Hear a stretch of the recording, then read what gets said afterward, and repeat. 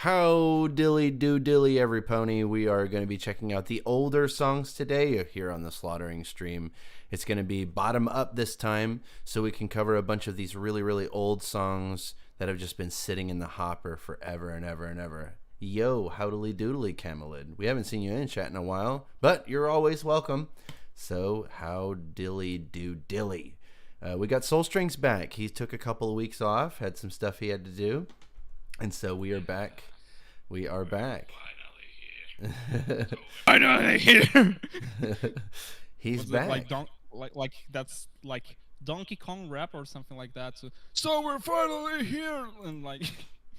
Oh yes, that is true. Mapper in chat. It never felt so early on stream, and yeah, he's always joining very late. So. Really? Yeah, he usually is in pretty late. He was the first one this time. So cool. He took my job by typing like that chat in the chat. He included the extra A.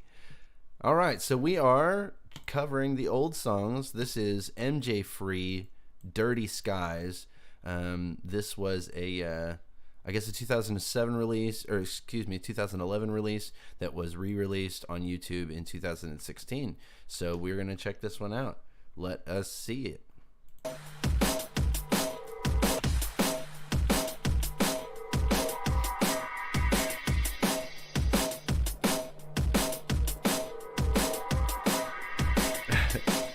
Yes, it is the meme man. That is me. I forgot to go to this screen. Yes, that is me.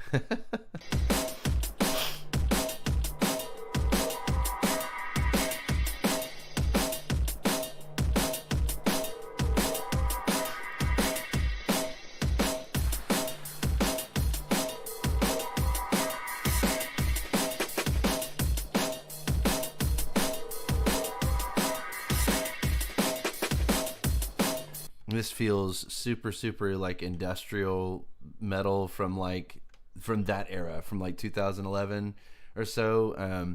This could have been ripped right from the soundtrack from like Test Drive 5 or something like that. When did that game come out? 1998. Okay, so I'm about 10 years off, but yeah, there was a band called, I want to say, Gravity Kills, or like KMFDM, or there was a bunch of bands that were doing the soundtrack for the Test Drive series, and that's exactly what this sounds like. Can I know the context for that video after the review? The context for the video, when I was doing it was just a shit post on Twitter. Somebody posted something funny, and I just happened to have my gun on me, and I said, "I'm taking that fucking meme." And I just recorded that video, and yeah, that was it. There wasn't really any context to it other than it was just a shit post on Twitter. Wait, folks they still talk about that meme video that get like viral and re-uploaded like countless times on YouTube? Yes, it is still being re-uploaded to this day, and I still see it out in the wild every once in a while. It's all over the place all the time. My mom sends it to me when she sees it. It's crazy. Just like on YouTube, on Twitter, on Shit Talk. Wait, Shit Talk? Wait, what's the platform like? Shit Talk. TikTok. Oh yeah. No, TikTok. Yeah. It's not on TikTok. Got it. It isn't on TikTok because of the gun, but yeah. Here, let's keep her running.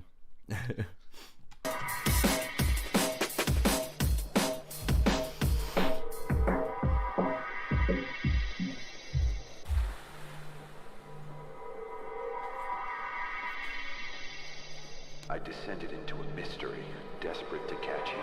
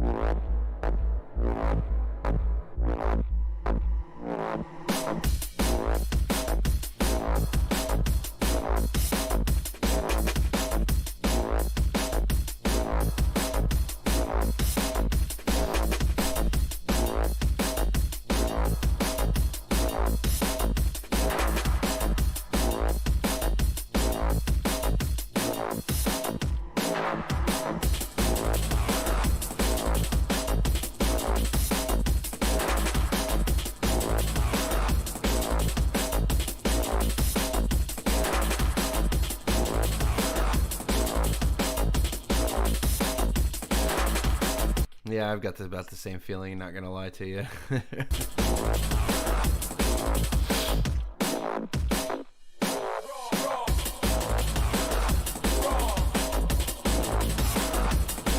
It feels like this is the lower end of a song, you know? Like if you're thinking of like an AR-15 or something like that, you've got your lower and your upper and whatever. This feels like just the lower. I don't know.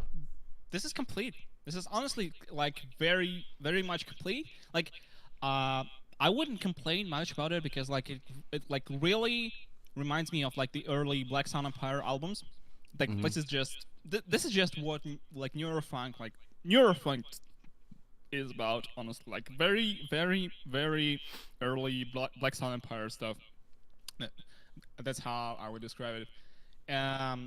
Maybe a little bit more details, like a little bit more percussive elements, like here and there.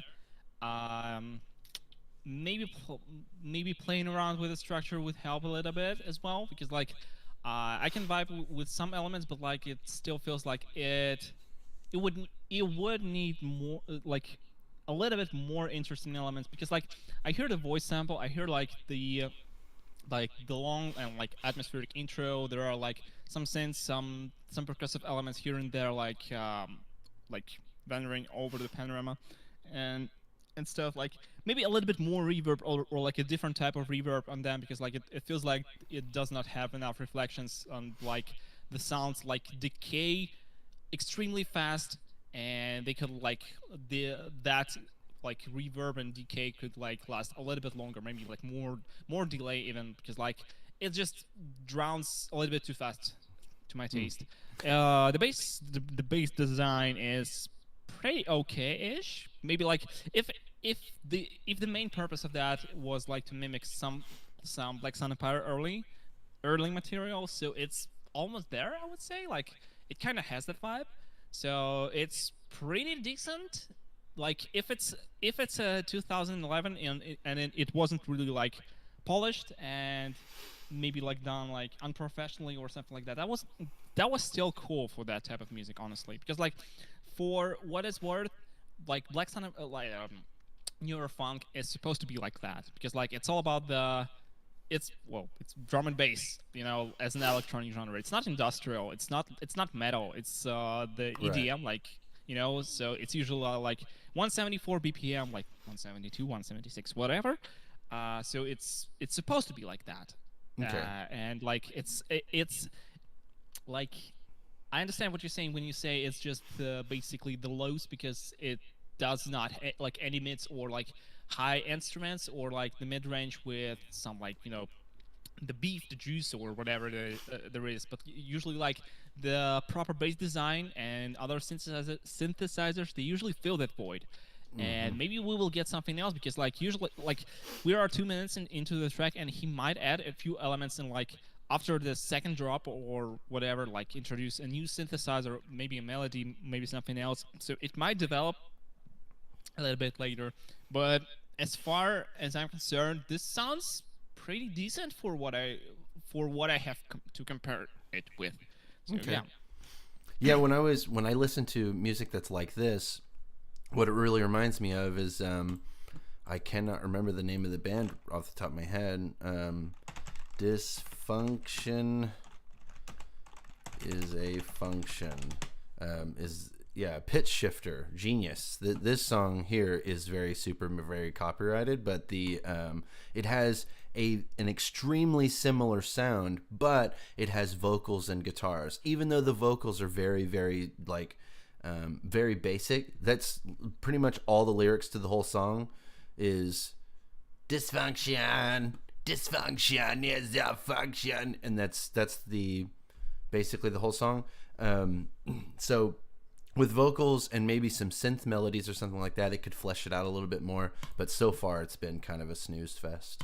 So okay, let's keep her going.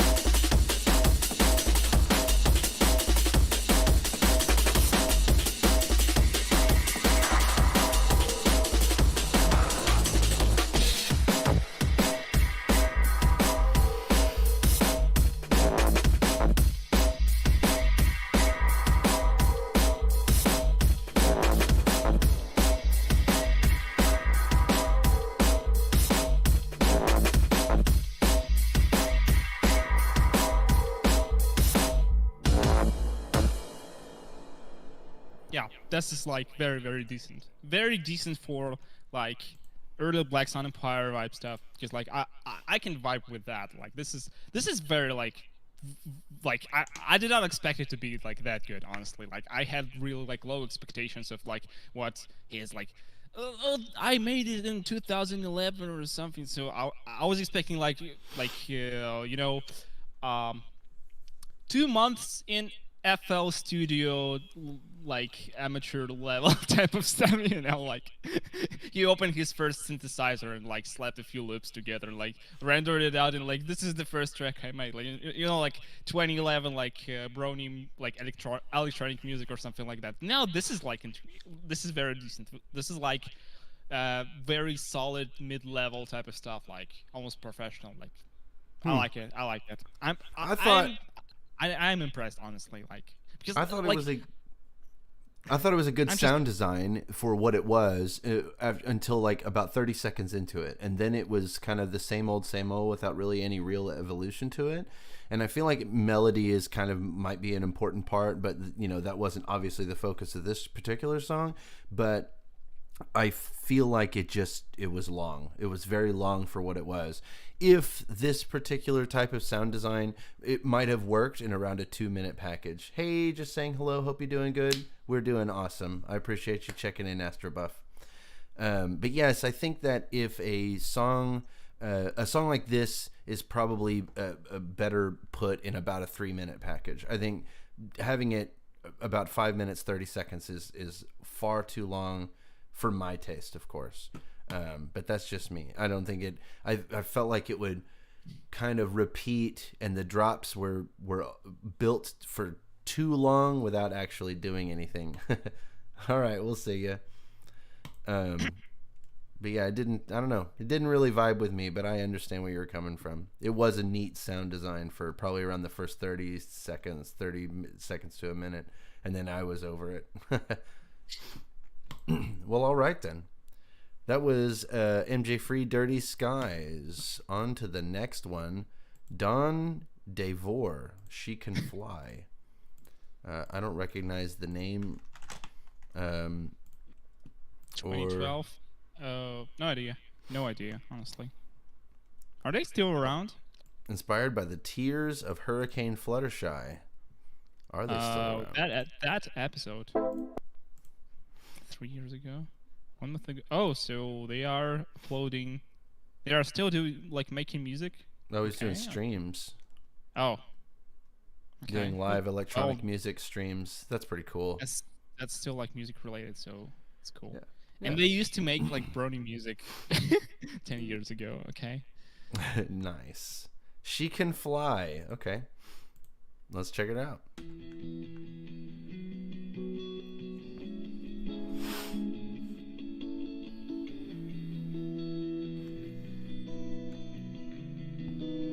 This is so very 2012. Breaks me when she cries,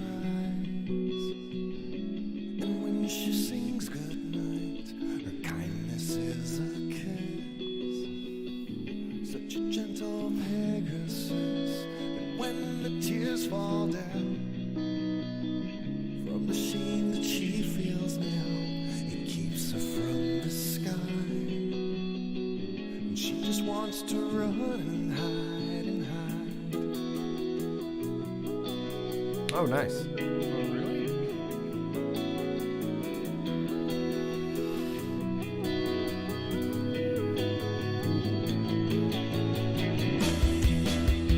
Childhood memories come rushing in. She can't hold back the tears. All the years can't heal the pain. Will it be the same? Like it was back then.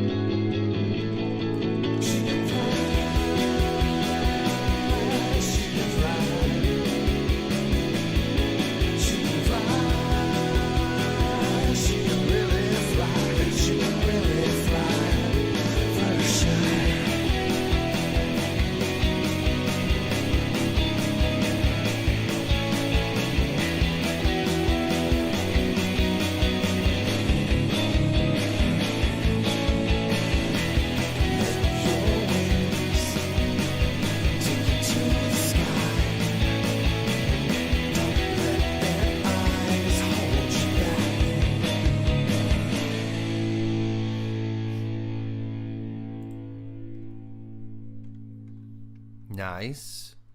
Honestly, I'm surprised. I'm surprised. It sounds more pleasant than some other like rock 20 like brawny rock music from 2012. This is like surprisingly good. Maybe like a few mixing issues because like drums felt a little bit repetitive. The snare is just bullshit. This is like I mean it just sucks. You know, you can spend your whole like entire life searching for the ultimate like good sounding snare, and you will never find a good snare, a perfect snare in your entire life. You know, Right. Like, it's impossible. The perfect snare does not exist. The unless snare it's just- is the voice of the drum kit, like the main voice of the drum kit, and yeah, I completely agree. I think that the choice of snare sample here. Also, the drums came off really dry. Were they dry?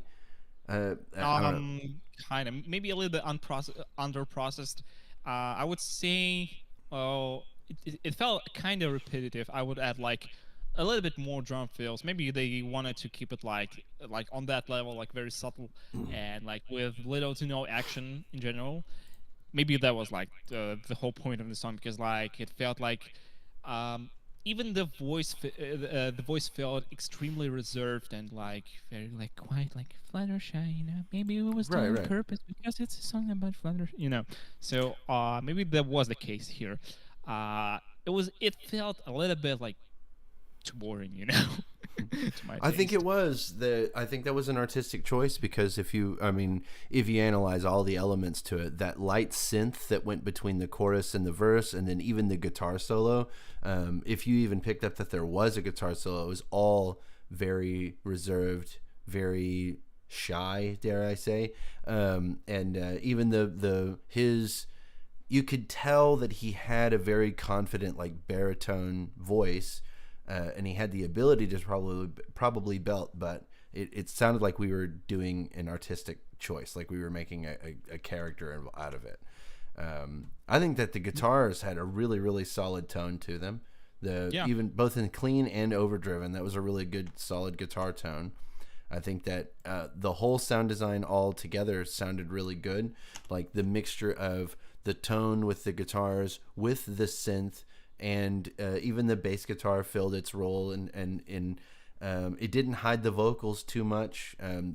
Everything was layered really well. I think my only really, really big problem with it was the drum samples were just garbage. But yeah, other than that, good. It sounded good to me. I enjoyed like that. a few mixing issues because like I feel like the vocals were a little bit too quiet in the mix, like in general, and like you said, the guitar solo was extremely reserved and barely like I was trying to make it out because like I could barely hear it, and I think that's like one of the flaws of the mix in general. Like I can understand that it was meant to probably meant to be like quiet and like unconfident or something like that, but still it still has to be audible like one way or another. Like you can show the actual shyness and like unconfidence, but like and yet you can make it sound like it is still present. Yeah, it didn't like- cut through as nearly as much as it probably should have. Again, for a 2012 song, this is incredible. Honestly, I expected much worse. I expected like another like very early Amongst the Herd type of thing. Right.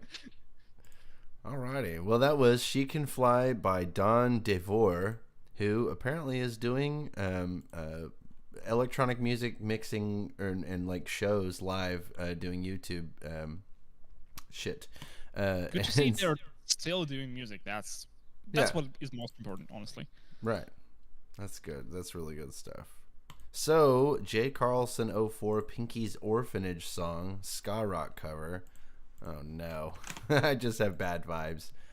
Oh, it's only a minute. Oh, it's a cover of a song from the show, I guess. Pinkie's Orphanage song is from Friendship is Witchcraft. Oh, it's Deleted Pony Songs channel. Yeah. So, it's not even an original upload. So. Okay. Well, all right. Let's check it out then. It was wiped away from the internet forever. For a reason. I wonder. Let's find out. Let's see if it was bad as yeah. Let's go. Play. Pinkie, sing one of your songs from the orphanage to help Fluttershy calm her fears. Not a song. Step 1, try not to be so self-conscious. 2, shift your weight up to your haunches. 3, give a leap into the air. And 4, disregard your parents' love.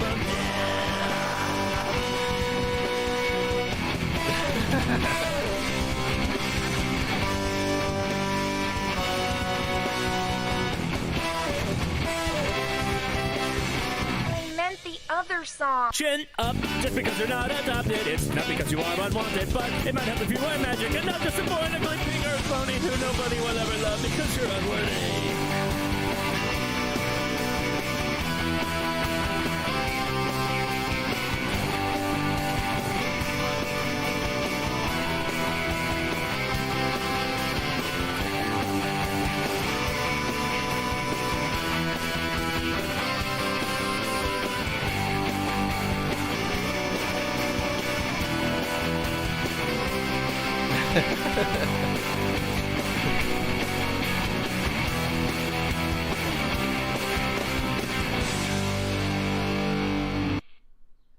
Alrighty.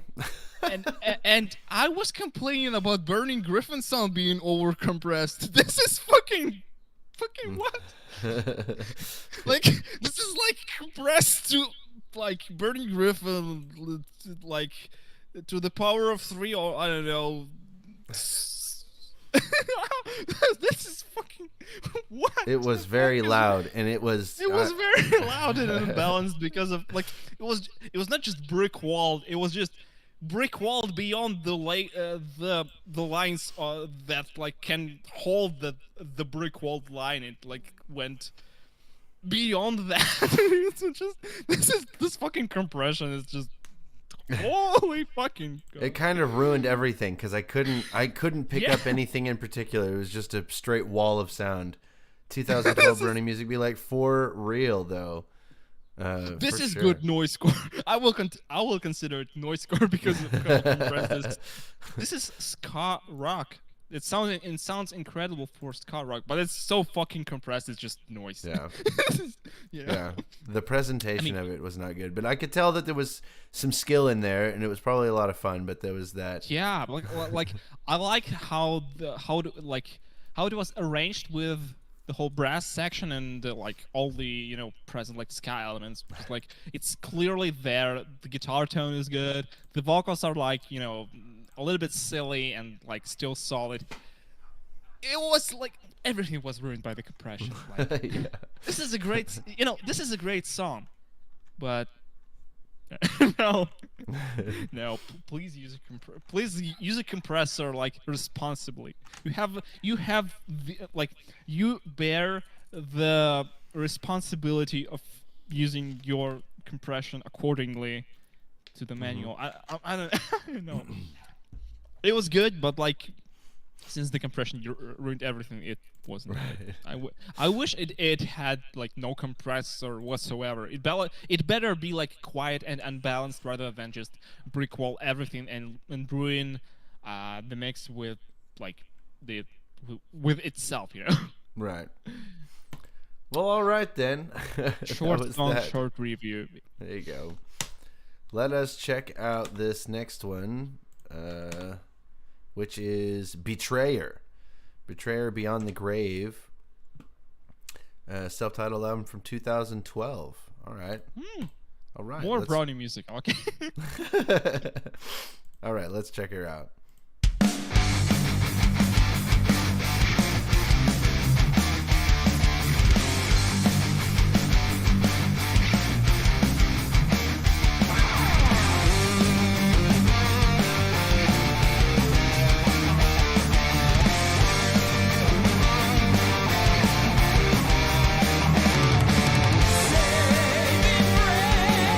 Another place to rest my will.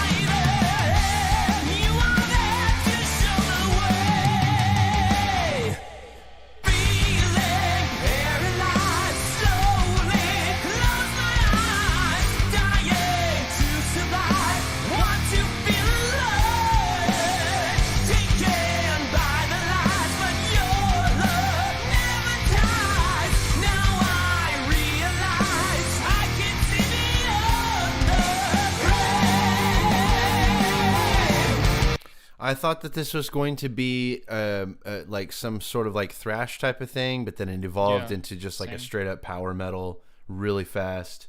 More like heavy metal to me honestly, because like I like when I like think of power metal, it has like more intensity and more, you know, more interesting elements to it. Honestly, like maybe it's faster, maybe it's like it has more interesting riffs and solos. I know like there are similarities between heavy and power, and I'm not exactly familiar with them, but like whatever. I just feel like it sounds like incredibly close to be like, you know, 2 minutes to midnight, you know, or something like that. Because like this is the vibe I get like almost instantly. The vocals are somewhat similar to like what's the vocal's name, like Bruce Dickinson or whatever the Iron Maiden vocalist name is. New wave of British heavy metal. Okay, this might be it. Like I'm not very experienced in distinguishing heavy metal from power metal. I know that I hate power metal, and heavy metal is just classic, and I am not familiar with classic. So yeah, yeah. So this is alright, but like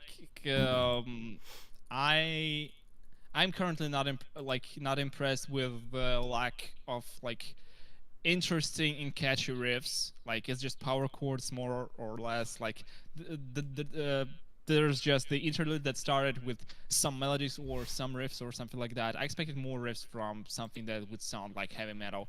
Like the vocals are good, the mix is very tight, the drums are okay, the guitars have a good tone. It's just a little bit too boring on the instrumental side. Like the vocals are cool because like he is experienced, he has good control over his voice. Like it is harmonized pretty well. It has like several vocal lines like layered in the middle, like doing this the same vocal line but like layering yourself over yourself, like so it sounds a little bit thicker. So it's okay, but like the instrumental feels a little bit not desaturated, but like, well, maybe desaturated, because like I would add something else in there, because like it's just more or less power chords, or I don't know. I expected more from it, because like when the vocals came in and I realized it's not like thrash metal and just heavy power metal, I started to expect more from the instrumental, because like the vocals like leveled up the whole song to a different level, because thrash metal is just thrash. Thrash metal is trash, because like you don't need like skill, you just play fast, like sing, like shout something, and you don't even need to be skilled or experienced in it for a song to be good.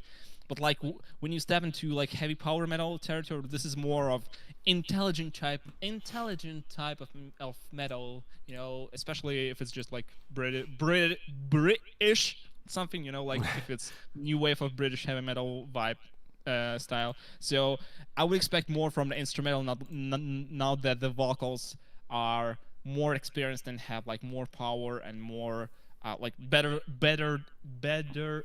delivery. So like they don't match anymore any longer, because like if it had like some stupid like Metallica like stupid thrash metal vocals, it would sound fine. But now that the vocals are better than the instrumental lacks interesting elements, and it's just plain boring. Maybe it will change in the future, because like we're like 1 minute ish into the song, so let's go. It has a really. I was bringing up those pictures because the stop cupping, the guy that makes that shirt, the stop cupping the mic dumbass shirts and whatever. This guy, he's the one that did the mixing and mastering on this song. Really? Yeah. And who's that? Glenn Fricker. Produced and engineered by Glenn Fricker. Is that like that dude, like Divin and Max shits on him every now and then, I think, for his takes? Because like I only watched his one video where he was ranting about bassists not doing anything, and guitarists like recording like bass parts instead of them, because bass players are just not capable of playing the bass, or He said something like that. He's got this Did I do it? Yeah. Rule number 2: your bass player is a useless cunt. Okay, so whatever. Like I literally watched like his one video, and that's pretty much all I know about him. So I have no like, I have basically like no opinion on his content or on his person. So I don't know if I agree with DivinoMax on that one. But like, okay. I think he does great mixing and mastering. Every project that I've ever seen him on, he does a really good sound design. I think that it's really funny because I have the opposite impression on these guys, is that I think the instrumental is really, really tight, and that the instrumental sounds really, really good. And I think the vocals are just barely keeping up, barely hanging on in terms of skill level. That's just, yeah. I tried playing bass. Damn fine kept getting in the way. Damn fins kept getting in the way. I tried playing a you're bass. a fish. Oh. I tried playing the bass. Oh, I get it now. I get it now. All right, let's keep her going.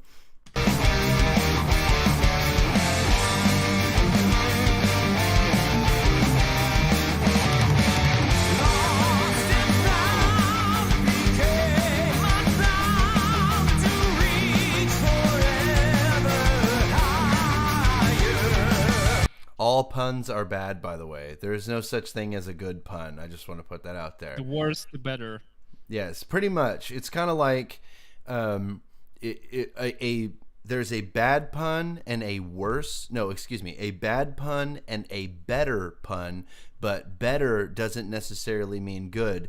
In that, like, you can have a bad tornado, and then you can have a better tornado, in that the better tornado is one that causes more death and destruction. So there's no such thing as a good tornado. Where's Guargod? Guargod said he couldn't. Good puns are bad ones. There's no good puns. There's no good. I will die on this hill. All right, let's keep going. You good? No, like okay, let me drop this one real quick. Like, if you perform live in an amusement park, does that make you a musician?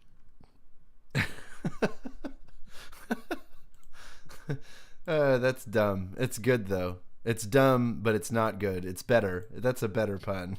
All right, let's keep her going.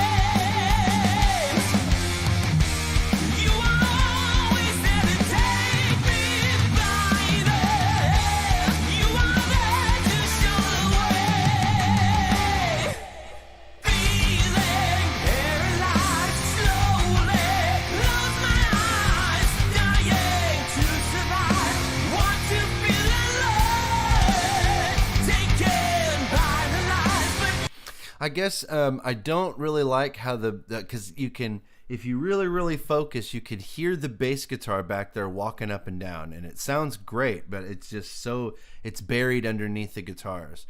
There are three. It sounds like there's three guitars.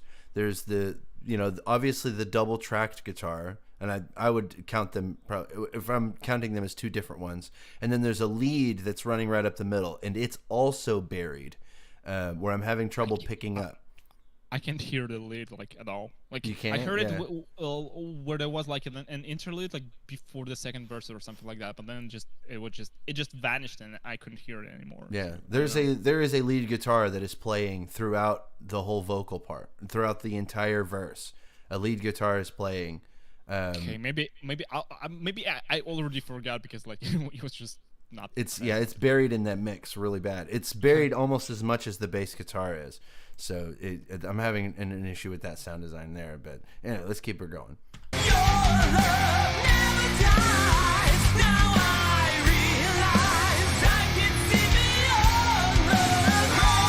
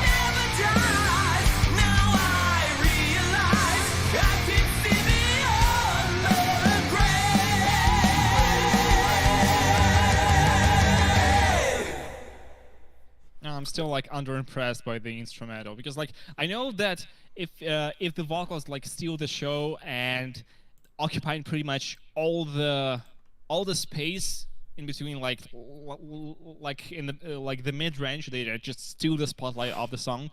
Like there is little to no place for like any guitar doodling aside from the guitar solo. So it's understandable that when the guitars are playing like power chords throughout the song, like during the verse, during the chorus, etc., because like they are leaving enough space for the vocals to shine. Because like the vocals, I think they are pretty decent, honestly. I don't like this type of vocals, but like they sound pretty good to me. So, but like in all other places, please have some riffs, have some variety, for fuck's sake, you know, like like in the intro, in the outro, like in the interludes. I know there are some like subtle leads or something else, some like melodies, etc. But like this is just not enough. I feel like aside from the guitar solo, this whole instrumental felt just dead, like musically dead, and like boring and castrated. Honestly, I'm not vibing with that. The chord progressions are okay. The mixing is very tight. I will give it that. But like musically, it's incredibly boring, and the instrumental is no match to the vocals, in my opinion. So yeah. Right. Good sound design, pretty solid mix, boring composition. So yeah, we're pretty much on the same page there then. Yeah, it was okay. Back in like 2011, 2012 or something like that, this style of he called it, what is it? New wave of British heavy metal. Yep. That type of shit made a huge giant comeback, and suddenly we had lots of bands that were doing that. And I don't remember where they popped up just for a little bit, just for like a year or two, and then they were gone again. And I just don't hear this type of music much anymore. But like I can't remember. I went and saw a band that opened for Avenged Sevenfold at the Cain's Ballroom in like 2012 or something like that. True. 2012 heavy metal is better than 2012 Brony Ska-rock. Okay, it wasn't bad. It wasn't bad. It's just the compression. The compression ruined the song. The song itself was okay. Yeah. Okay. So we are on. I see Stallion's Laughter submitted Cyril the Wolf, End of the World. This was the very first Brony song that I was. That was like the introduction to the Brony community, as far as I remember. Like you submitted it because like that was your like, wow, Bronies make sort of good shit, you know. Yeah, I haven't heard it pretty much since then. I think I looked it up recently, like when we started streaming, being like, this was my introduction to Brony music. But this was the first. The reason why it was introduced to me, by the way, is really fucking funny. It's because I used to go to like fur meets around Tulsa all the time. And I met this guy who was a Brony, and he said, "Oh, you're a musician?" I'm like, "Yeah." And he's like, "I have this song that I really, really like, and I want you to cover it, but I want you to make it good." And so he sent me this song, and I listened to it, and I was blown away. I was like, how can this get any better? What the fuck is wrong with you? I was absolutely floored by this song. This was it was the first, I think the first song that was not commercially made. Like this was the first song that was strictly on YouTube, not like a big deal, not like a commercial release or anything, that I like legitimately got goosebumps. It's so super good. But I haven't listened to it in at least a year or two, so let's go into this and see what it sounds like. Maybe I'm fucked in the head. Okay, let's keep going.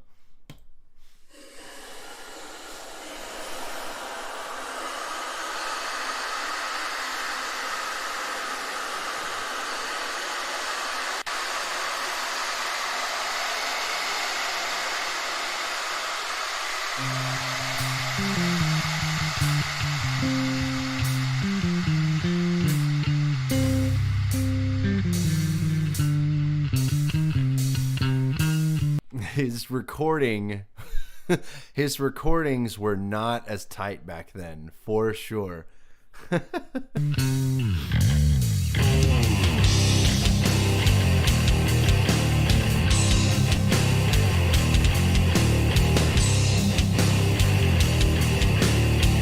his guitar tone wasn't either. What has happened here? Has hell come to us? Has everyone been burned and killed and turned to dust?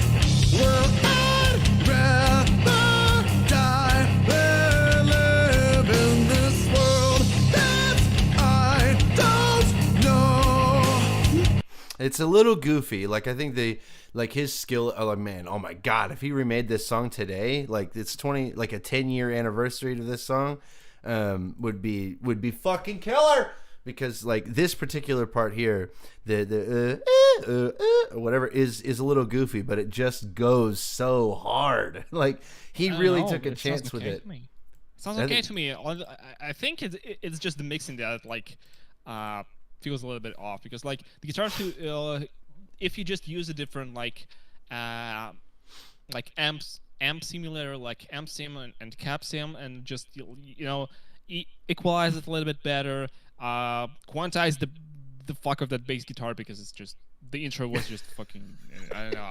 I was like, what did I just hear? Like what? Yeah. Like later on it became better, but like it still needs quantizing. Maybe the It guitar comes too, together. I don't know. Yeah, it comes together all right as an ensemble, but you can definitely tell when you isolate any of the instruments, you can definitely tell that his recordings were not nearly as tight as he's capable of now. 10 years ago, he just wasn't really that good in recording. He wasn't, recording really tight songs, but yeah, it's amazing to see how far he's come in the last 10 years. Like now he can just fart on a guitar and it'll come out with like a super tight recording. But yeah, anyway, let's keep it going. Anymore.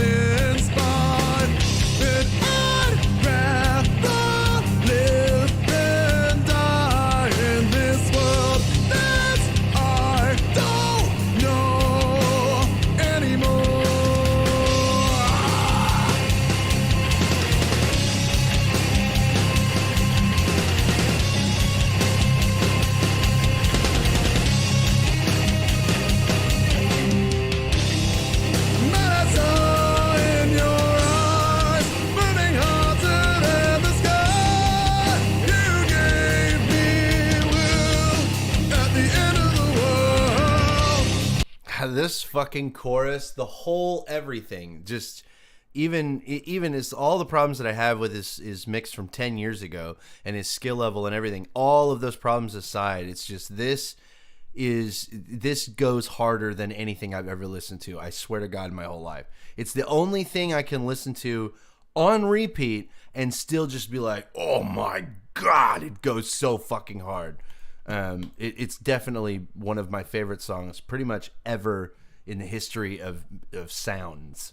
It's just, oh my God, just the vocal delivery, the tone in his voice, the kind of baritone, but a little, and it just gets so much better. I just gotta shut the fuck up, because like, especially anyway, let's just keep it. Would you say that MLP inspired music beats the Sturgeon law that 90% of everything is crap? Would you say that MLP inspired music beats the Sturgeon law that 90% of everything is crap? No. There is a metric fuck ton of absolute garbage MLP inspired music. What's that meme? The one 95%? With the 95%? No, that 90% of everything is crap. 95% is garbage. Like I don't know what the Sturgeon law is, but like I'm familiar with the 95% meme. No, what's it's super the early. I can't remember the name. What that meme what? is? There's a okay. It's a picture of a plane and it has a bunch of red dots all over it. Survivor bias. Yes, that is the what I'm getting at is that like all of the Brony music that you really like. That's because you're not hearing the Brony music that you didn't like. Like back in 2013, I downloaded that like Brony music, Brony music archive. It was like MLPMA, MLPMA. Yes, My Little Pony music archive, like 100 or 200 gigabytes or something like that. And I started listening to it like alphabetically, like from numbers, like A, B, C, etc. And like I only like chose like a bunch of stuff that I liked, and there were like, I don't know, 100 of artists that just did not sound good to me at all. Like I was trying to find anything good in them, like, and then I listened to it. Was mostly like electronic music, and if it wasn't electronic music, it sounded very like amateurish, you know. Like it was still fun to listen to because like it was like entertaining, and I was like still like young and naive Brony, like in my early Brony days. I was just like, I don't care, okay, Brony's for good, like Brony forever, like screw the quality, it's just like everything is cool, like Pony's more Pony, I don't care, Brony music is amazing, etc, etc. I was just like, that was just like insane amount of euphoria and like hype, and I did not care much. But like I do remember that like most of the music I was listening to wasn't as good. So like I would agree that like the music you hear is just something that made it to the audience. Like there's a lot of stuff in that music archive, if it's still around. There was like some sort of a drama around it like a few months ago, I think, that was just permanently deleted from the internet, but like you can still get it somewhere or whatever. But like yeah, like most of the stuff you hear, it just made it to the audience. And the rest, like, and then there's the 95% that is just buried in that music archive of like musicians who were making music for a few months and then closed the FL Studio, and their music is only available on deleted Pony Music YouTube channel because it's wiped out of the internet. There was a time in like, what is great about Brony music is that Bronies and electronic music were just kind of peaked together.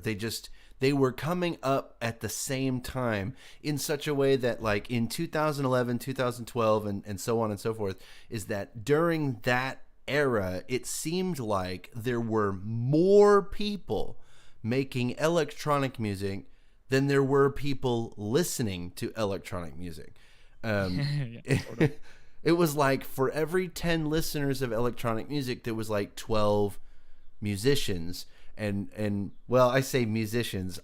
Producers, performers, or whatever you call them. Yeah, they were. Producers. Producers, yeah, because they would. It was like there was so fucking much of it, and like nobody was listening to any of that. But like lots and lots of people were putting it out, and it was weird. In early Brony music scenes, Cyril was the leading hard rock artist, even before PW, for sure. Yeah, Cyril was. If I remember correctly, before he like blew up one day just out of nowhere, but like his I knew Cyril the Wolf from the furry days because I've been doing like furry shit since like 2005, and I remember him from then when he used to upload songs on Fur Affinity. I don't know if he still does, but like that's where I first encountered him. But then then I quit doing furry shit, and then I quit listening, and then a couple years later somebody introduced me to this song. But anyway, let's keep her going.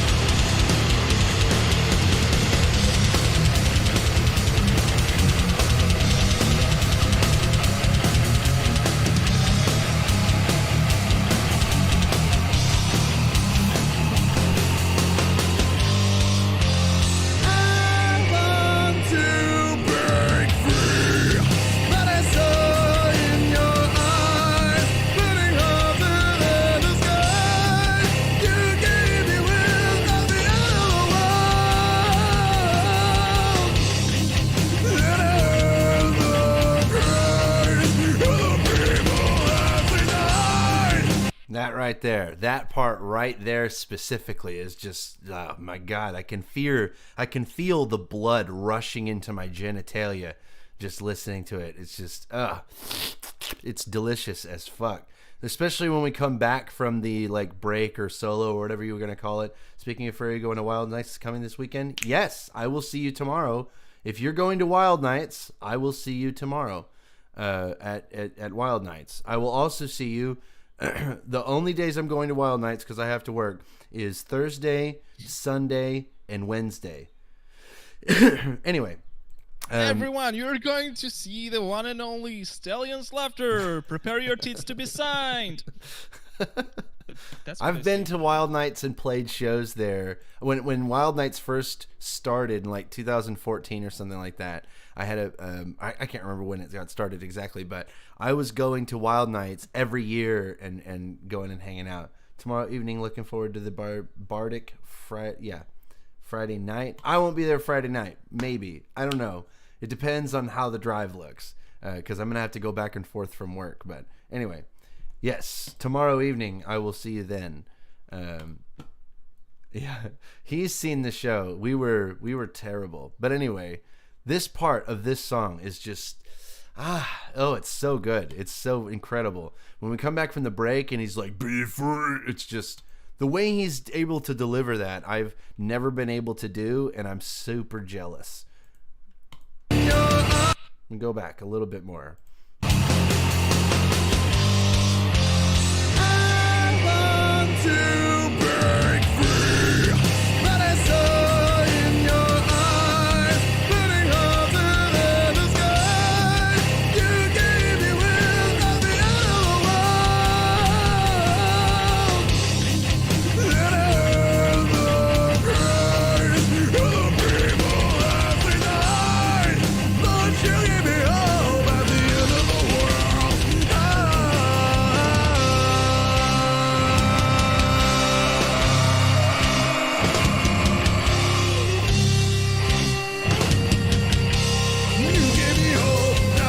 of the world. You give me hope at the end of the world. You give me hope at the end of the world. You give me hope at the end of the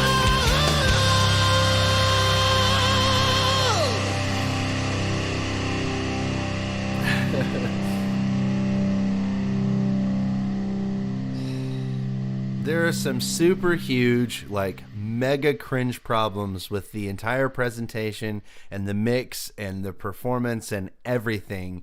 But for some reason, this song just tickles me in a way that I cannot really describe. I do not understand why, like I couldn't explain to you why it's so good.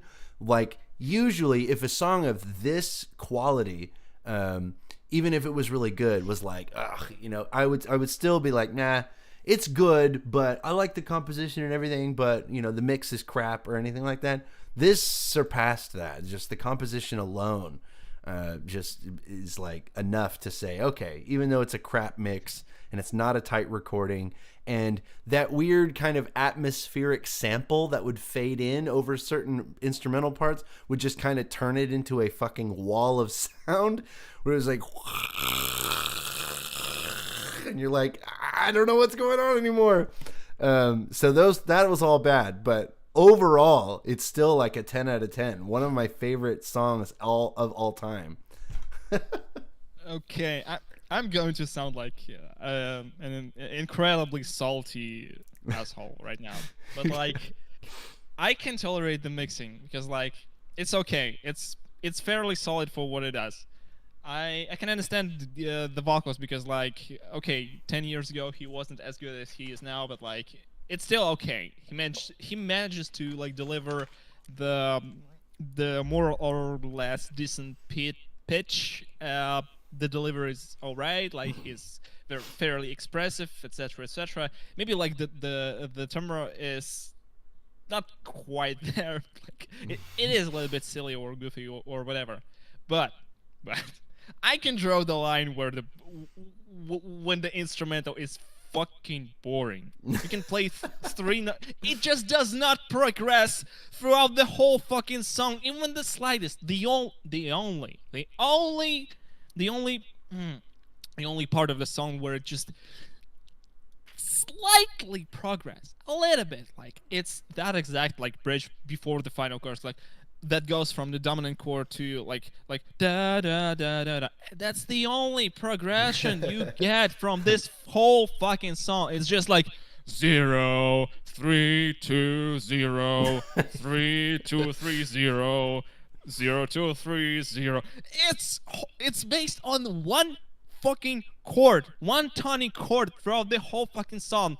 The chorus is just so under impressive. It just, I expected like it to go further, to blow up, and it's just like and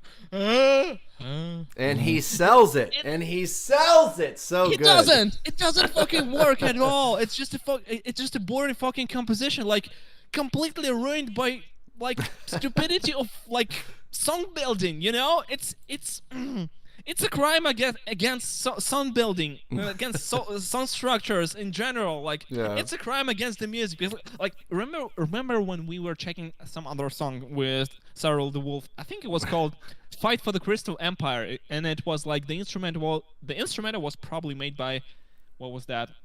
Brownified, I think. I'm not entirely sure. Probably Brownified. So like it had that like insanely like crispy mixing, like guitar shredding, that very very catchy riff that goes like like he played notes through the open string, like and like something melodic, etc., etc.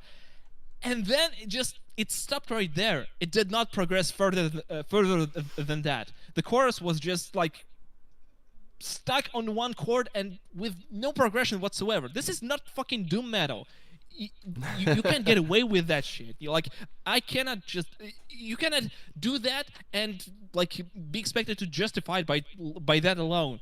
You can like perform greatly vocally and guitar wise and have a good mixing, but you cannot get away with like no chords whatsoever, no progressions. This is not fucking funeral doom metal. Wake the fuck up. This is not DSBM. This is not funeral doom.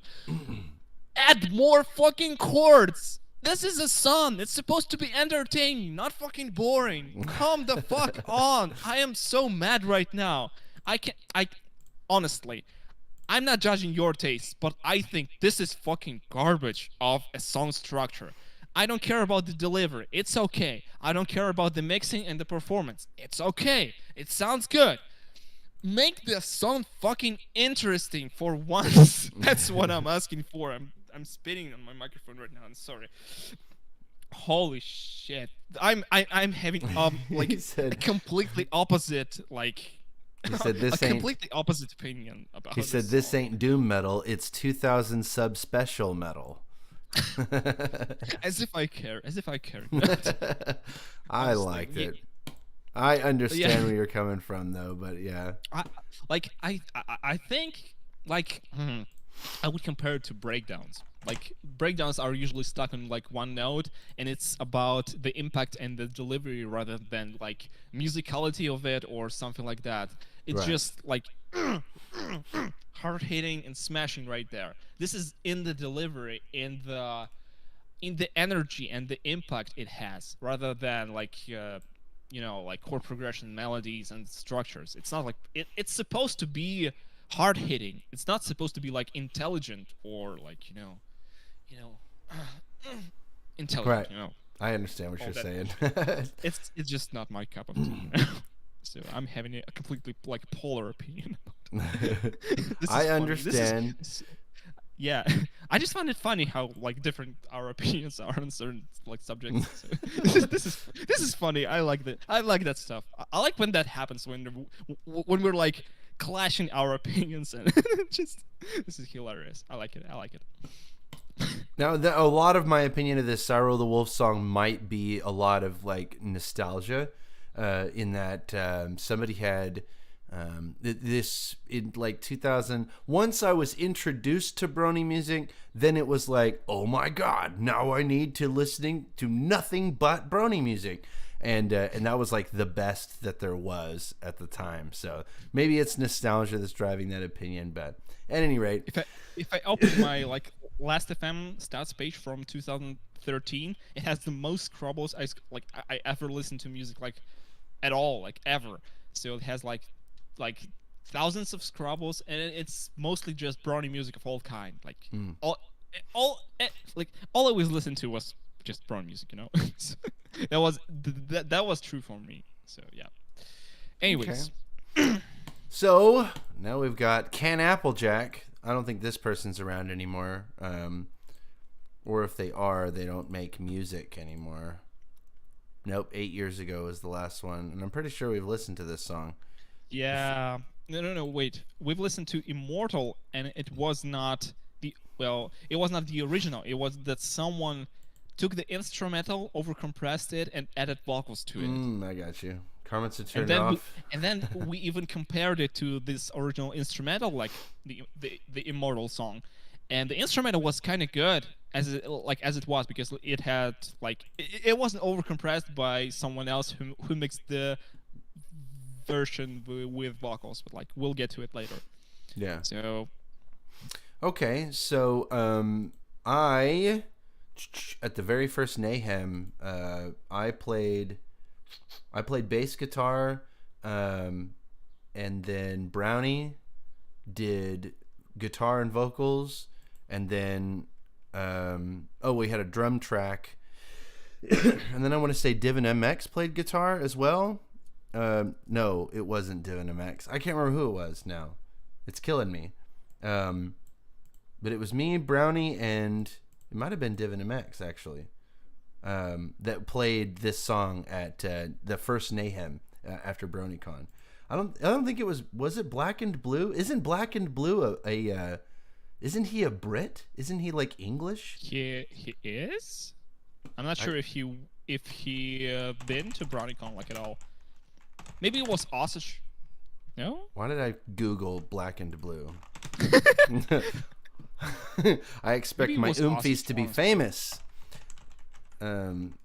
Osage. Maybe it Black was and Osage. I don't know.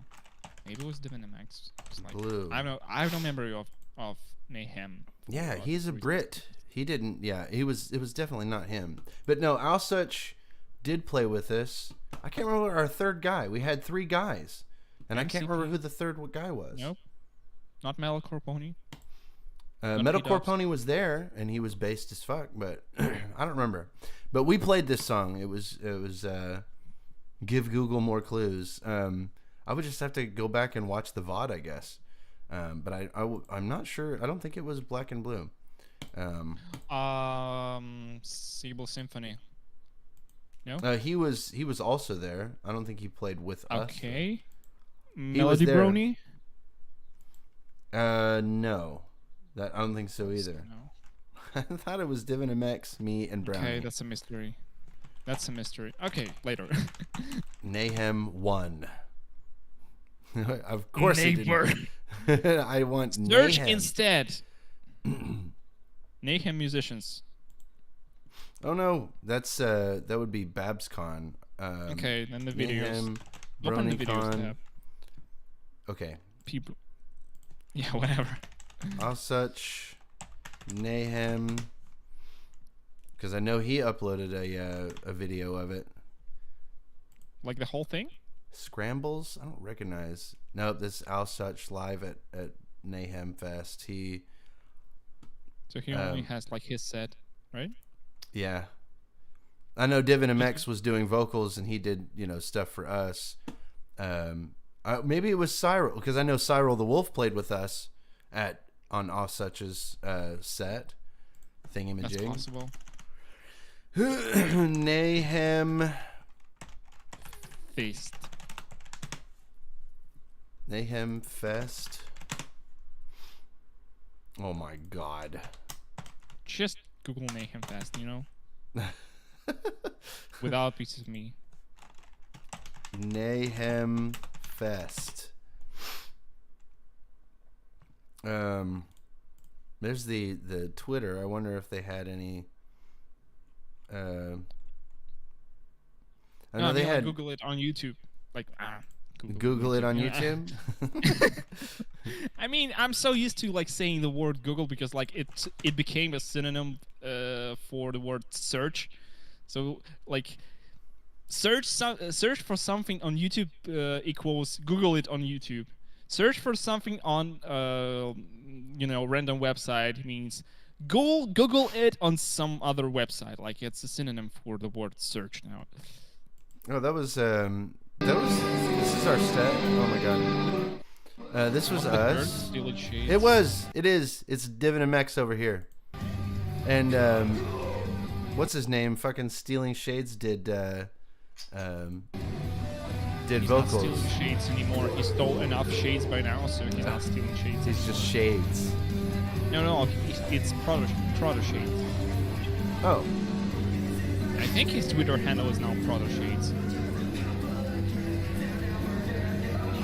Oh my god, that show was so fucking based. That was just, oh god, it was a good fucking time.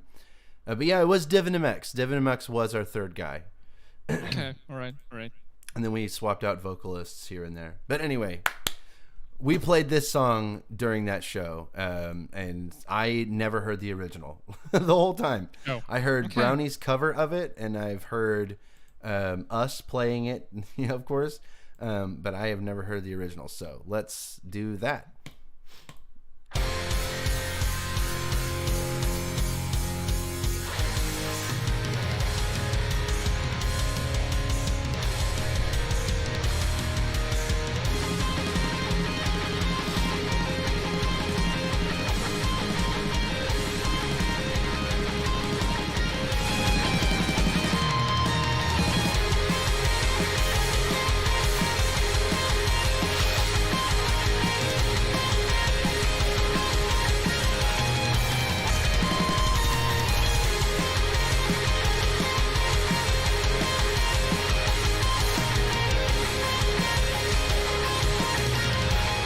This was most definitely during the era of Brony music where the compositions were really, really good, but the mixing and mastering was just garbage.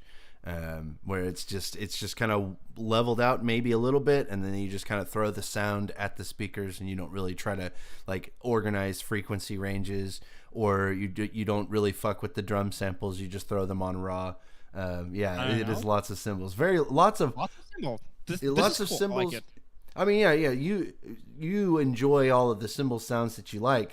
You can go and have all those cymbals for you. There's lots and lots of high frequency ranges or high frequency shit going on. That's kind of just at the top. But It's better. Anyway. It's better to have like high frequencies rather than high mid frequencies. Well, yeah, that's true. Because I got you. Okay, let's keep it going.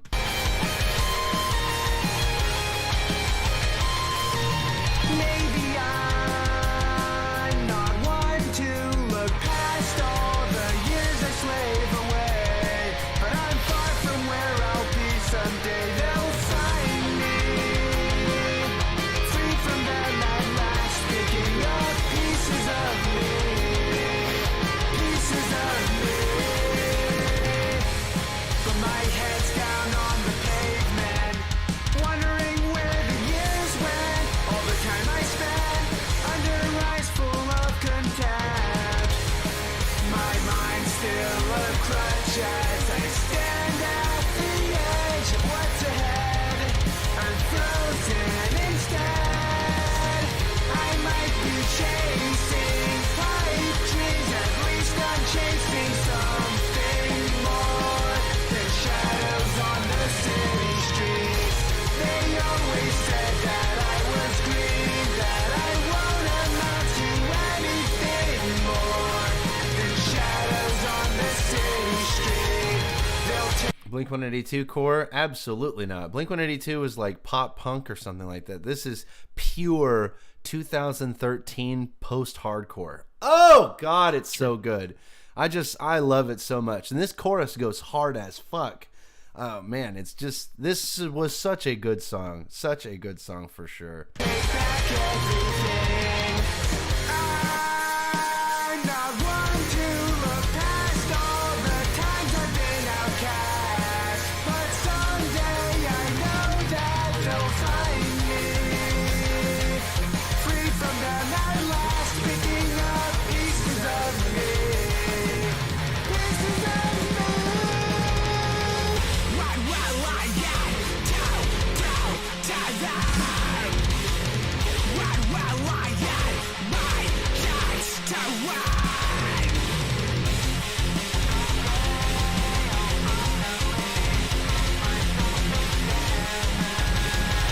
I'm not even gonna say anything about that. I'm going to say I'm going to say like one thing. There was an attempt. There was an attempt. There was an attempt. Is this pencil That's all eraser that- person still around? Why would I Google pencil eraser? Don't. I am definitely not going to pull up a musician by the name. Oh wait, here's his channel. True. Oh Like, shit. I Okay. mean, there was an attempt. No, pencil You get a eraser's star. not around either. You get a star for it. That's it. That's about it. Let's just move on. We understand that it was like back in the day. Everyone was doing what they could. It was okay. It was all fine. There was an attempt. We're not going to judge it or like criticize it. It was. Okay. Okay. Yeah. All right, let's keep her going.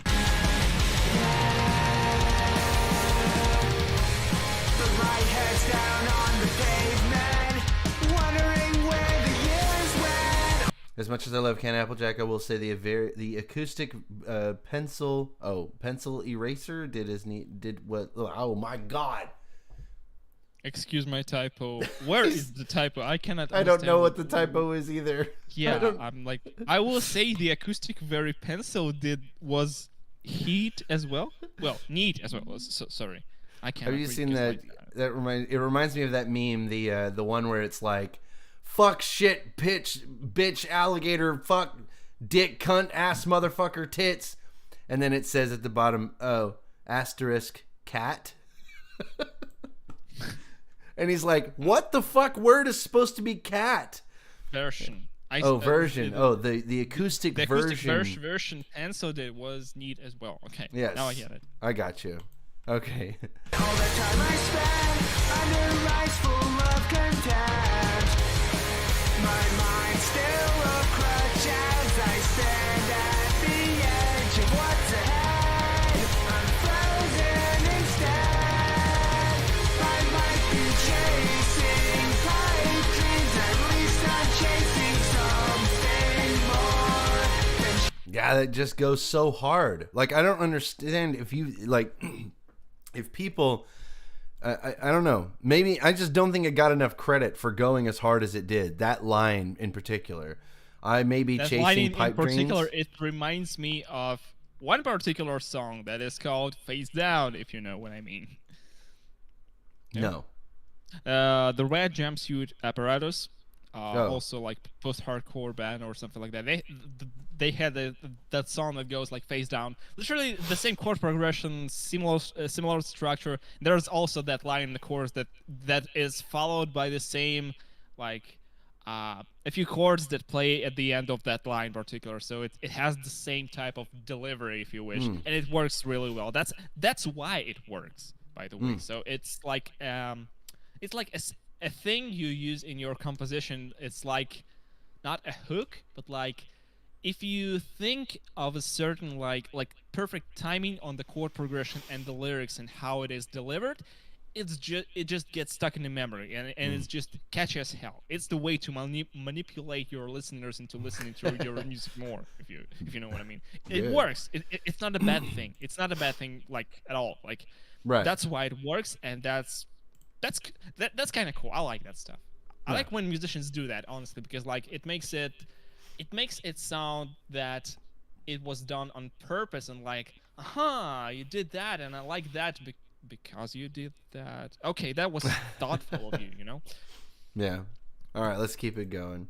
shadows on the city street. They always said that I was green, that I won't amount to anything more than shadows on the city street. They'll take back everything.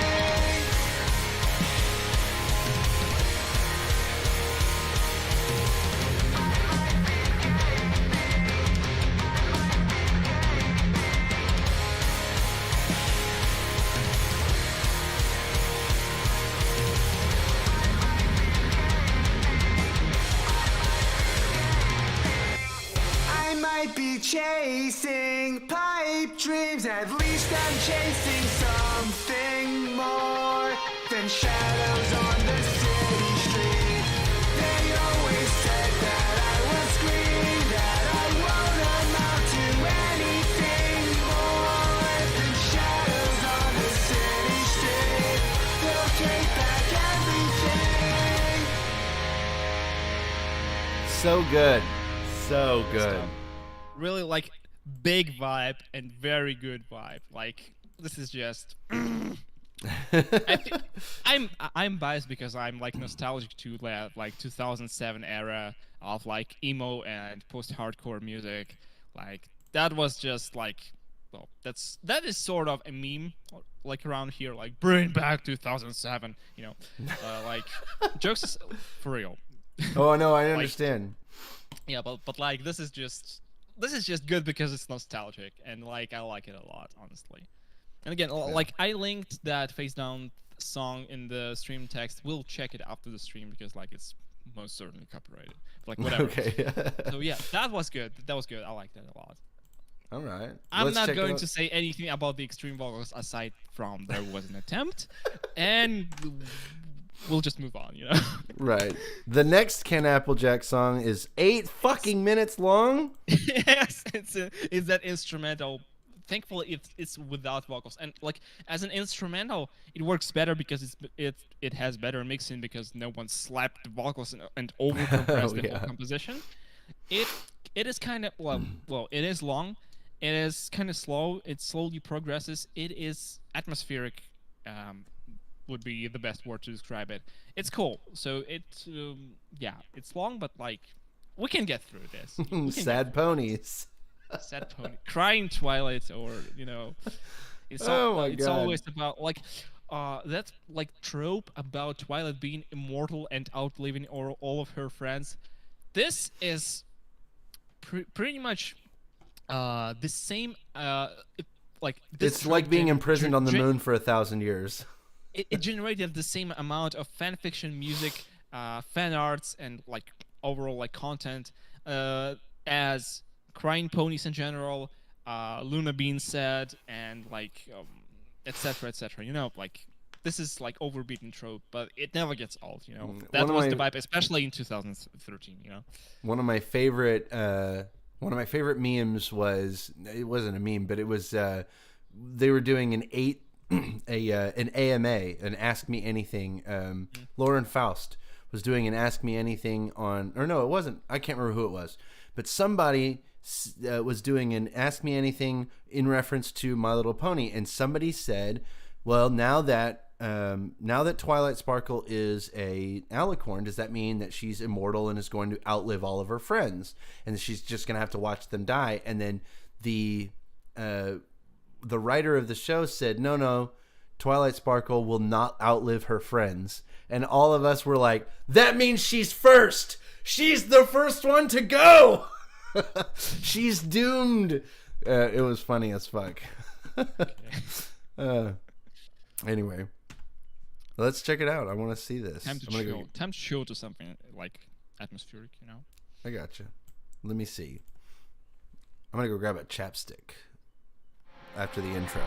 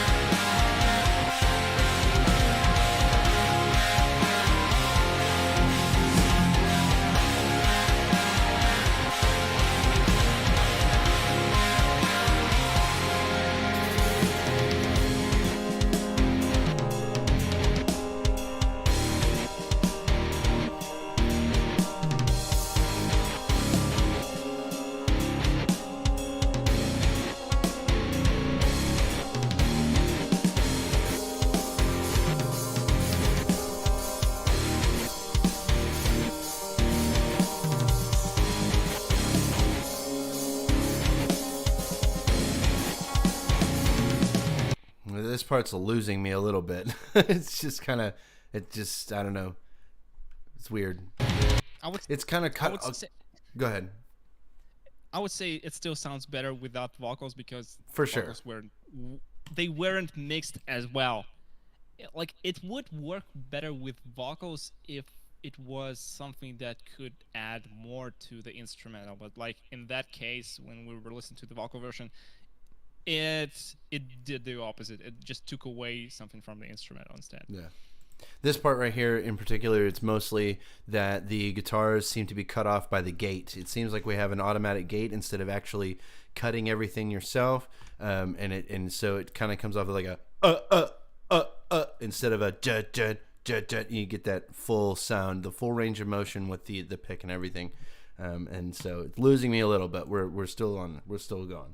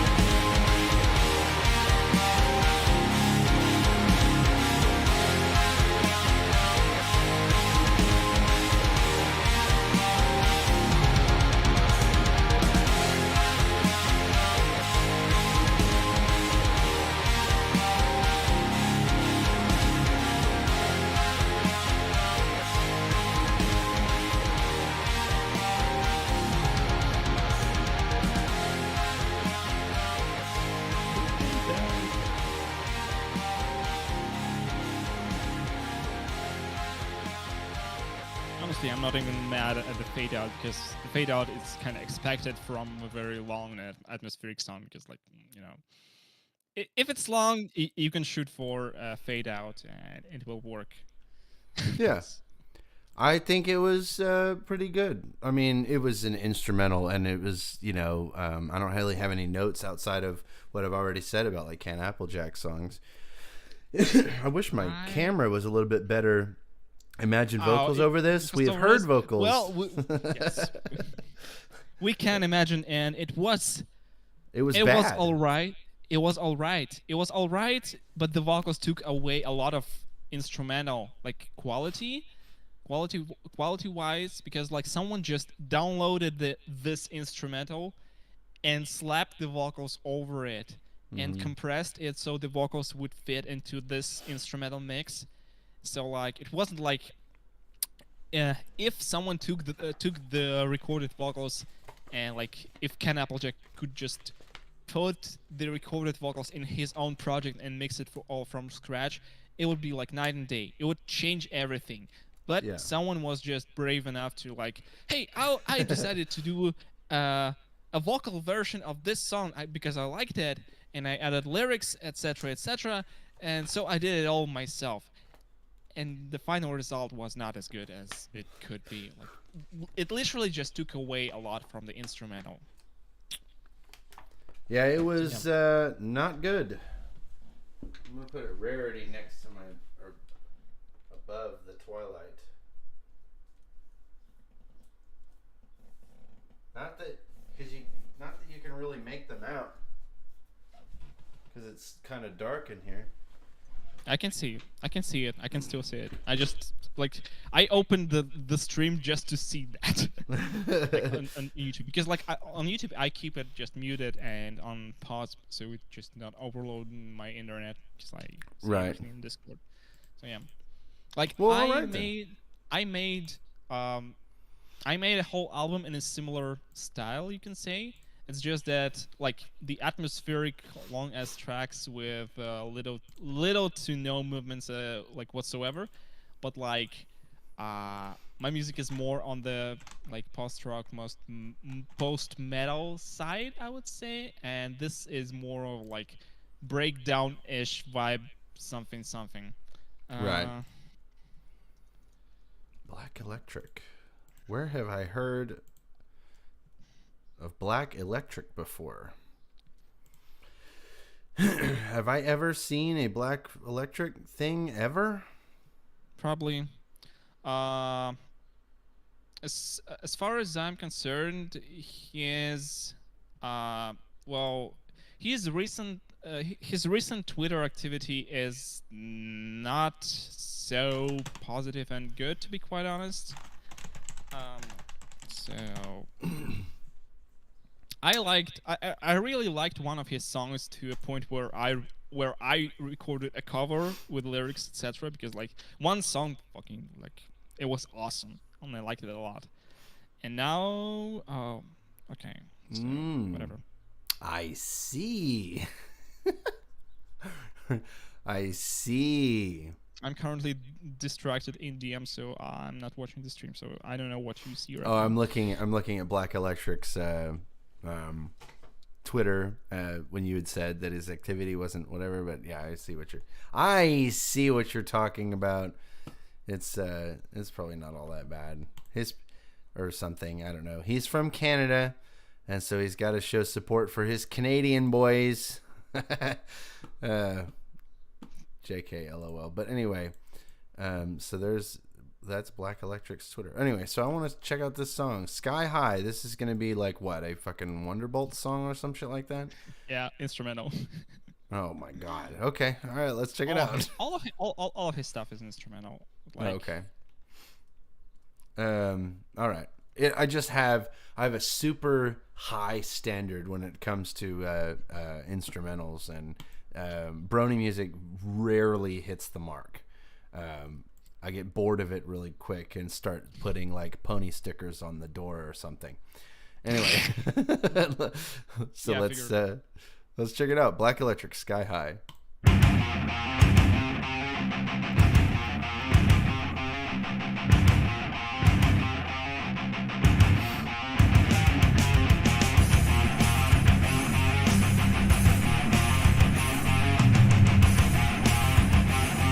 It's a pretty neat riff. That bass guitar tone is really bad. It seems very warm. Booby. Yeah, booby.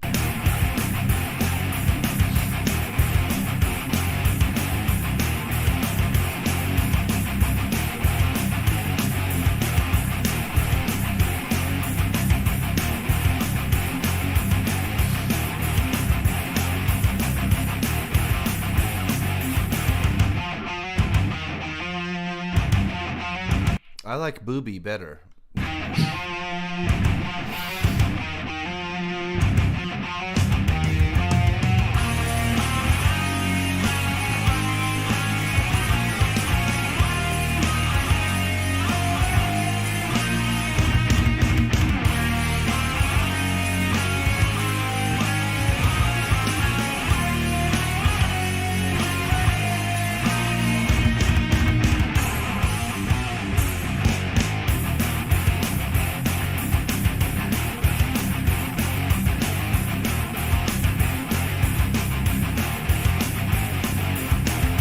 I guess on the we have like a a lead guitar break or something like that in place of like a chorus. I guess is kind of analogous in that way.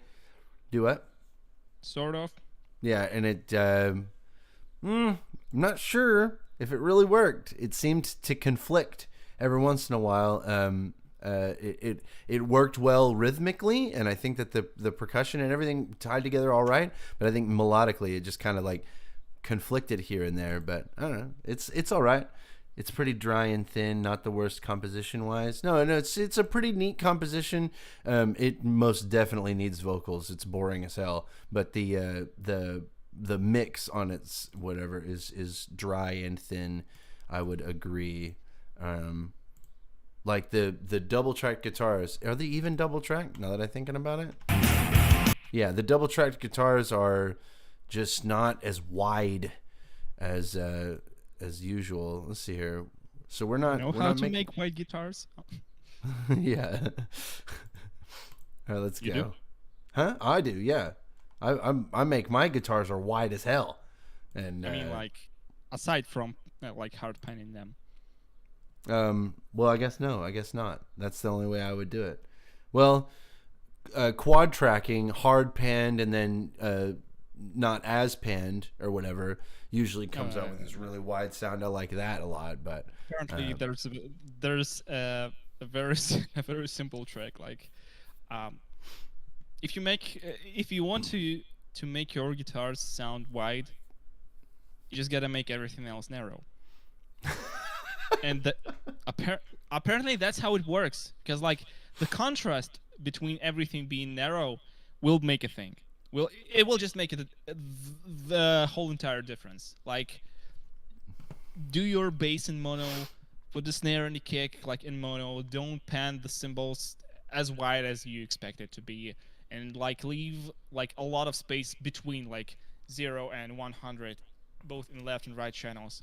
Then things might sound wider, because like without using those like, you know, phasing tricks or like stereo imagers type of VSTs or whatever, this is basically like playing with your brain and like making it actually work without pretending it to be wide. So it will actually make things wide. So it's black_electric on Twitter, Whirlwind.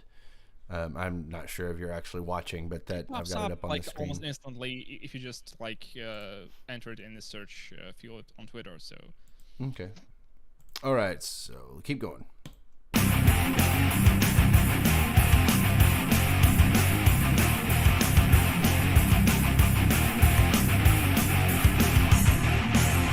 It's a pretty good guitar tone, though. It's nice and scooped out, but it's powerful. It's just good. Good.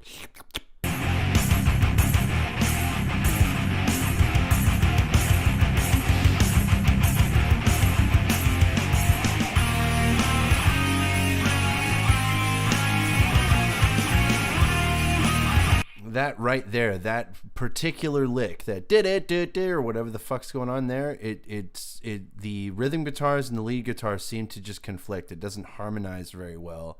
And I'm not. Yeah, it just doesn't.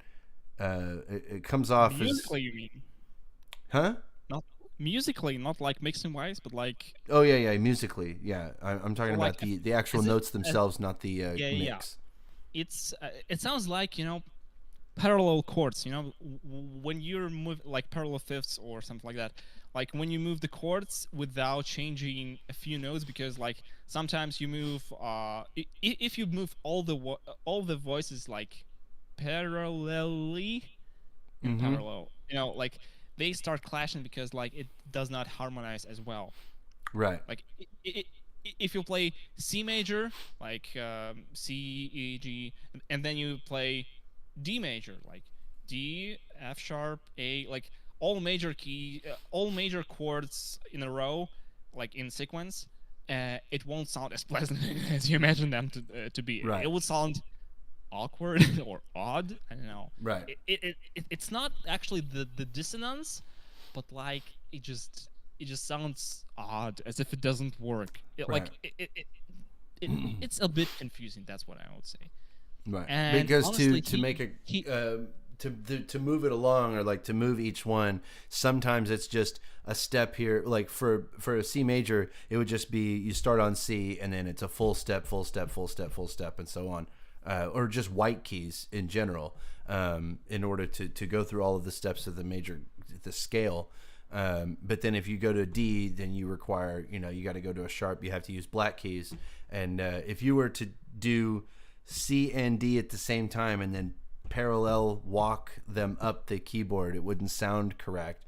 Even though you could do pretty much the same thing, you could do that, but you'd have to follow the scale. That is, okay. But anyway.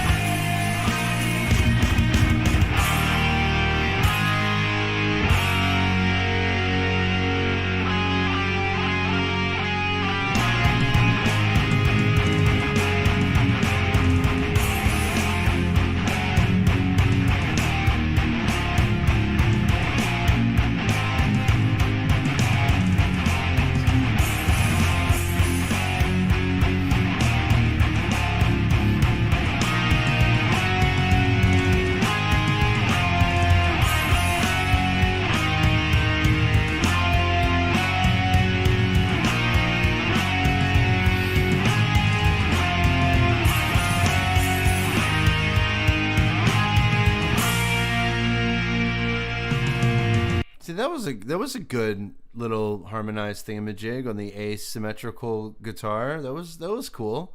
That was good. Where one side was doing its thing and the other side was doing the other thing, and it harmonized up and down. That was good.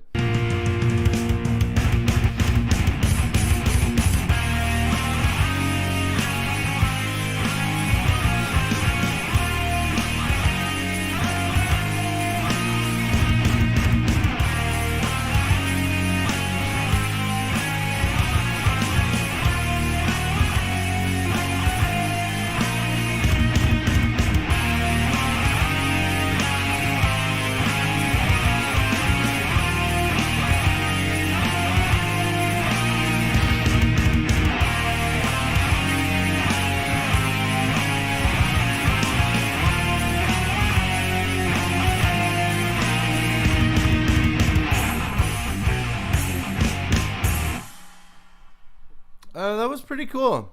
That was Honestly, pretty cool. I noticed that, like, Oh, sorry. that's like kind of common in his music, that he often has this, if you can call it a problem, with parallel lines leading, like parallel melodies sometimes sounding a little bit odd to my ear.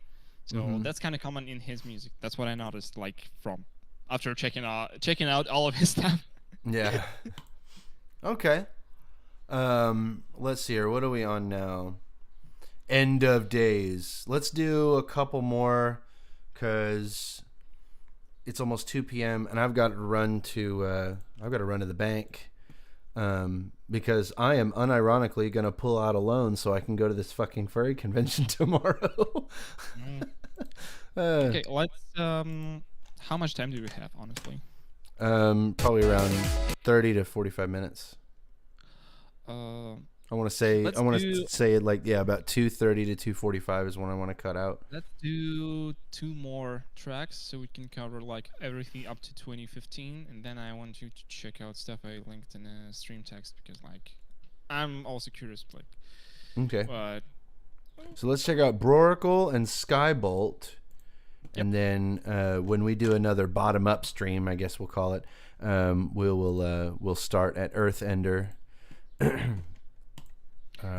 Yes. Okay. End of Days, Broracle. Man, Broracle was like a god. I've been stuck in this hole for way too No. Wrong one. As far as I remember, Broracle was like a god. I can't believe he's only got like 494 subs. He hasn't been around in a really long time. Oh, I know this song. This song slaps. This song is great. I love this fucking song. despite the mixing. Yes, that is true. Holy crap. The very castrated instrumental, and then the vocals that are very, very dry, just kind of layered on top. But the album art, as drums. Oh yeah. But Very, this very song went dry. hard as fuck. It was. Yeah. It went hard as fuck in the same way that Cyril the Wolf song went hard as fuck, in my opinion, where it was like the mixing was just ugh, but at the same time it was like yes, it was so good. Anyway, let's do it. Let's do it. I haven't listened to it in a very, very long time, probably since I did my top 12 or top 10 Brony breakdowns video. Yeah, let's do it.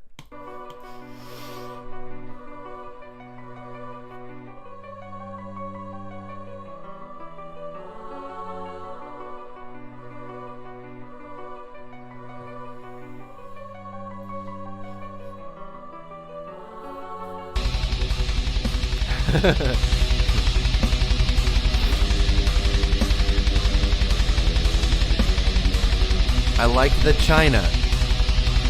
I like the tone. I like the tremolo picking.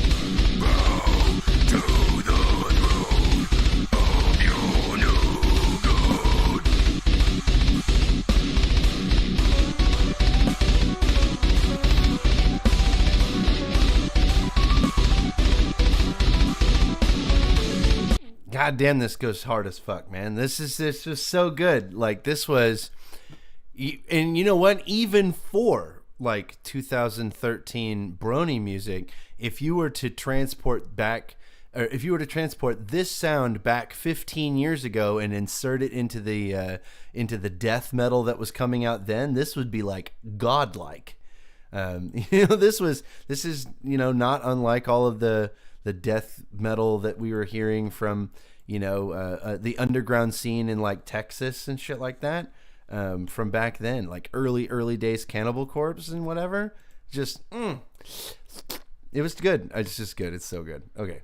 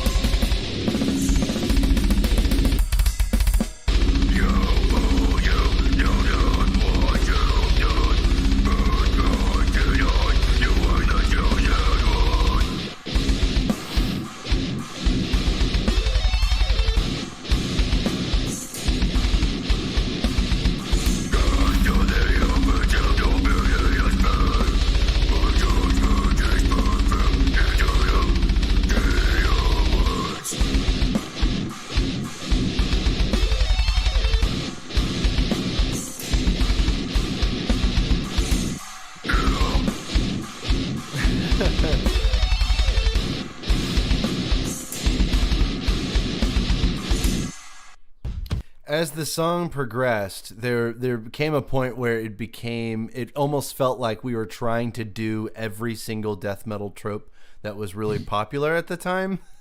Like when we went into first of all, the triplet blast beat into the triplet blast beat that went into the outro is super cool. I don't think I've ever really heard that before or since.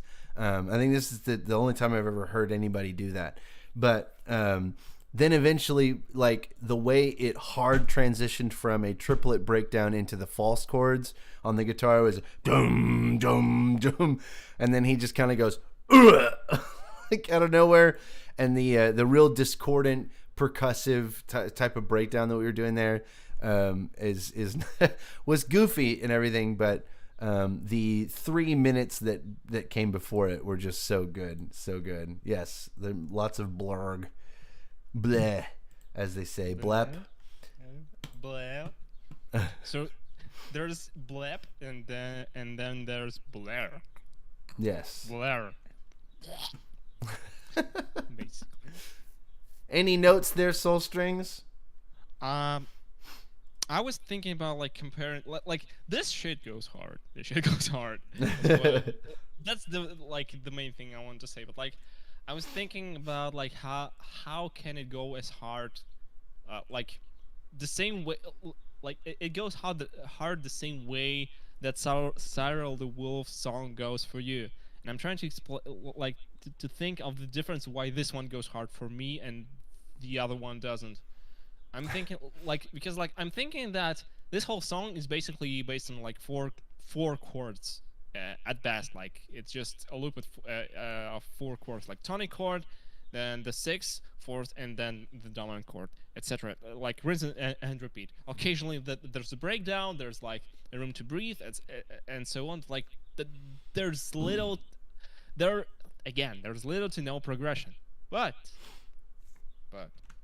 in comparison to that Cyril the Wolf song, this chord progression has actual tension. So it's not about the number of chords you use, it's about the tension you create with the chord movements. Because like Cyril the Wolf, he obviously had more than one chord. Like at least like five or something like that, because like descending from the dominant chord to tonic, it takes like 5, 4, 3, 2, 1, and we're like back to square one. So like there are like multiple chords, but like there's not enough tension to make it entertaining and interesting, because like tension between the chords and the contrast and like the expectations in the chord progression, because like if you hit the 6th chord after the tonic chord, you expect it to resolve into something else. And if you play like 1 3 2 1, it basically just quickly resolves to the tonic chord without giving it the proper tension. Like, you don't have any expectations of a movement, and thus there is little to no movement, like as you can hear it. Just like that's the difference between like these two songs, because this is very basic. You have like a few chords, but if you put them in the right order and if you create the tension, that the listener would be expecting something else to happen and expecting the movement in the music. That's a completely different thing. So that's why this one works for me and the other one didn't. Okay. I think I understand, but yeah. What is Broracle doing now? Anything? Nothing. I don't know. Jerking Nothing? 24/7. Oh my god. He's just gone. He's just gone. Gone. Okay. Well, now we're on to the 99 problems, and ponies are all of them. Apparently. I know. 99 problems, SkyBolt, Fallout Equestria, Project Horizons, Hugo, Ponyfied. What a title! It's gonna be a short song, but so let's check it out. It's got lots and lots of views. Holy fuck! I just now realized. Well, because it's a Fallout Equestria Project Horizon song, because like everyone is fucking hyped for Fallout Equestria for some unknown reason. I don't understand it. I loved it. I unironically was all about the Fallout Equestria, that whole thing. Yeah, it was so good. But then again, I'm like balls deep in Fallout. Like Fallout's like my thing, and then I started watching ponies, and then Fallout Equestria. I was like, you're allowed to do that, and yeah, it's been my thing ever since, I guess. So anyway, let's check it out. I've been stuck in this hole for way too long. I've got 99 problems that are going on. Okay.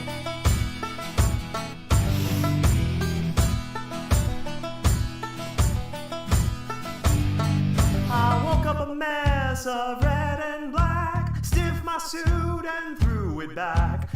Okay, I have to check the description to see if he just put his vocals. This is a parody of Hugo's incredible cover of Jay-Z's 99 Problems. Hugo's incredible cover of... Oh my god. Hugo 99 Problems. I just want to see if it's the exact same instrumental and he's just recording vocals on top of it. It might be copyrighted. Probably risky, I don't know. Yes. Whoa. This does not look good. Most definitely. Here, let me mute you guys. Or you guys. I'm muting you so I can play it. Oh my god.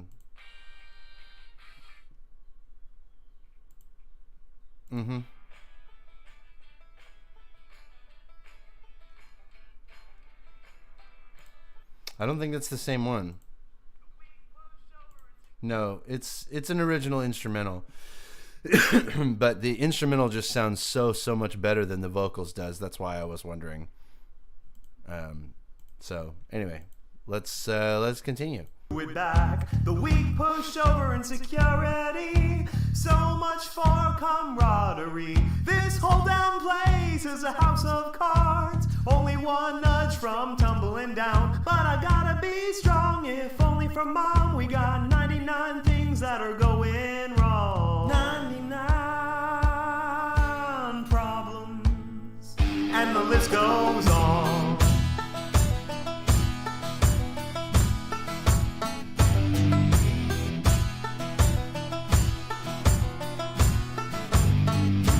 What's the deal with this breeder buck? And why do I I feel like I share his luck. My pit buck sings as the message ticks, as I hear their guns reload and click. Gotta draw them away, P21. The stable won't last if we don't run. I've been wanting to escape here all along. I've had 99 problems, but not for long. I got a 99.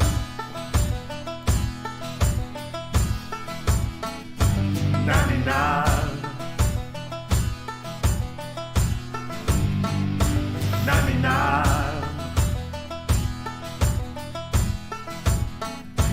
99. 99 problems, but now we're gone. 99. 99 problems and more to come. It wasn't bad. Is this country? No, not quite. Like, ish. There's like a modern, like country rap style that's a lot like this. So, I mean, like, I guess kind of ish, but not really. No. When most people think of country music, they're thinking of like, George Strait and, Alan Jackson and shit like that. Anything. I know it doesn't mean anything. I wish there was a way. When I hear banjo, I'm like banjo and the harmonica. I think like, oh, this is country. Well, I mean, then yeah, I guess so. I mean, I guess so.